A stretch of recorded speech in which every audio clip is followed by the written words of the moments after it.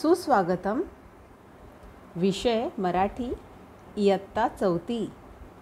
तर माझ्या बालमित्रांनो, आज आपण मराठी विषयामध्ये काय करणार आहोत? आज आपण करणार आहोत एक एक्टिविटी.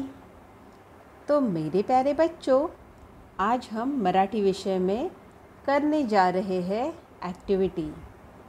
चला तर मग करूया सुरुवात. सगळ्यांनी मराठीच्या पाठ्यपुस्तकातील पान क्रमांक 15 उघडायचा आहे.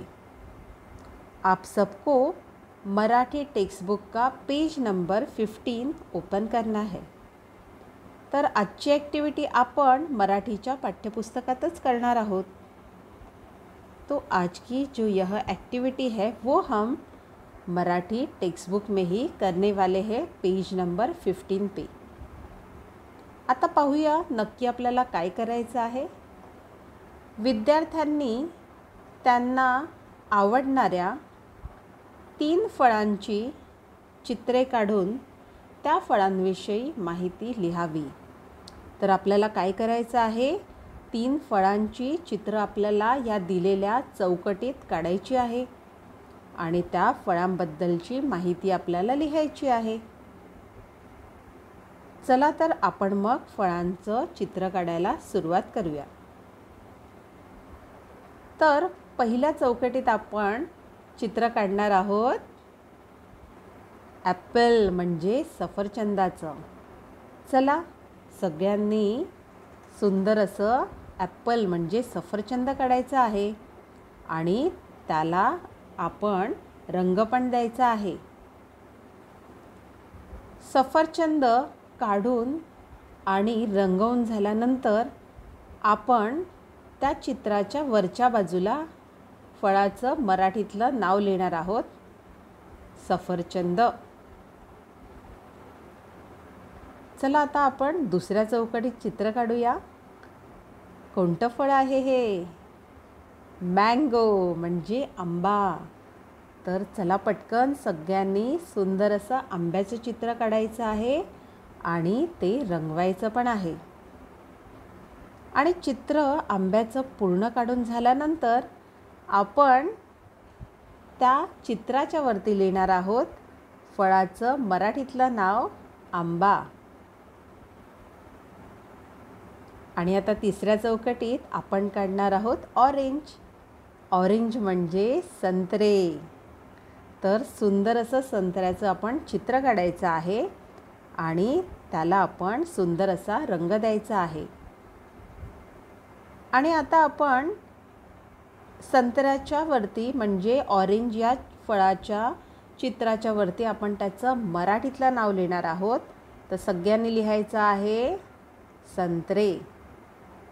तर अशा प्रकारे आपण 3 फळांची चित्र काढून रंगवलेली आहेत आणि त्यांची मराठीतली नावं पण आपण लिहिलेली आहेत, सफरचंद, आंबा, संत्रे. चला आता आपण या फळांबद्दल वाक्य लिहायची आहेत. तर आपण जिथे चित्र काढलेली आहेत चौकटीमध्ये त्याच्या खाली आपल्याला ओळी दिलेल्या आहेत लिहायला.